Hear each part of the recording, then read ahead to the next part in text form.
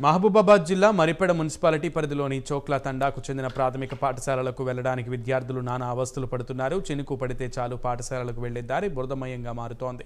దీంతో విద్యార్థులు తీవ్ర ఇబ్బందులు పడుతున్నారు. పాఠశాలకు దారి సరిగా లేకపోవడంతో కొందరు విద్యార్థులు టీసీలు తీసుకుని వెళ్లిపోతున్నారని ఉపాధ్యాయులు తెలిపారు.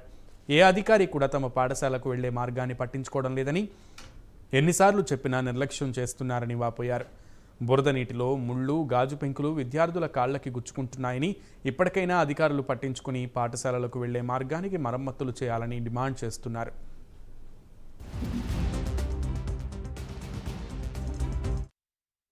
ఎంపీపీఎస్ చోక్లా తండా సార్, మర్పం మండలం, మహబూబాబాద్ డిస్టిక్.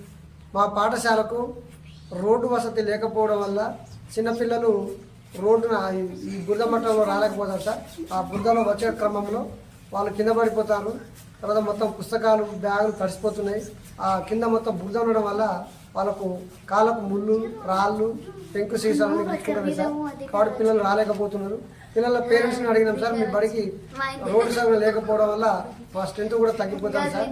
కాబట్టి మాకు పాఠశాలకు రోడ్డు వసతిని కల్పించగలరని కోరుతున్నాం సార్.